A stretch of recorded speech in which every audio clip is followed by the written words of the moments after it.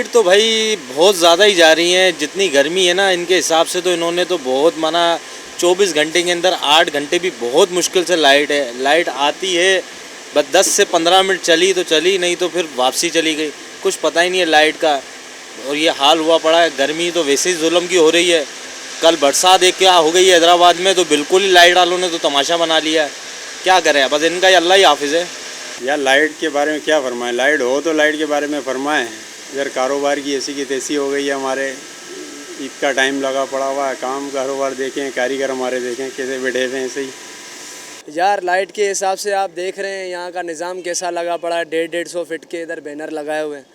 हमारी वापडा को तो वैसे ही टाइम नहीं मिलता, तारे काटने के लिए वो एकदम आ जाते हैं। यहाँ पे ये 1.5 दिन से ये पड़ा हुआ है, टेढ़ा पड़ा हुआ है। ये किसी बच्चे के ऊपर गिर जाए, कोई तार गिर जाए 11,000 की, कोई परवाह नहीं है। कोई देखने वाला नहीं है, कोई पूछने वाला नहीं है। ना गैस है टाइम हिसाब से। पहले सर्दियों में गैस बंद करते थे, अब तो सर्दी हो गर्मी हो कुछ भी हो गैस बंद है।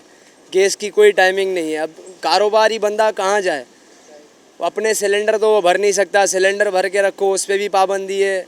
लाइट है नहीं, गैस है नहीं, पानी हमारे पास नहीं है, तो हम जाएं कहाँ जाएं। सिंध वालों को ही कुछ नहीं मिल रहा, बाकी सारी चीज़ें हमारी बाहर इंपोर्ट हो रही हैं। हमें तो कुछ हक तो दिलाया कि क्या है। आप आगे हमारी आवाज़ पहुंचाना ज़रूर भाई। अस्सलाम वालेकुम, मेरा नाम अब्दुल रज़ाक बुगियो। ये कल क्या हुआ, तूफ़ान लगा और ये ऊपर देखो ना पेनाफ्लेक्स, इसके गिरने से हमारे खंभे को डैमेज हुआ है। यहाँ जानी और माली नुकसान से अल्लाह किया बच गए, बाकी काफ़ी ये लाइट का बुरा है। और सारा सिस्टम इन प्लाजा वालों का और साइन बोर्ड वालों का हमने मना भी किया था, भाई ये पब्लिक सिटी है, ये कानूनी है कॉलोनी है, ठीक है ना, या कोई वो नहीं है DCD ग्राउंड है या आप ये पेनाफ्लेक्स लगा रहे हो।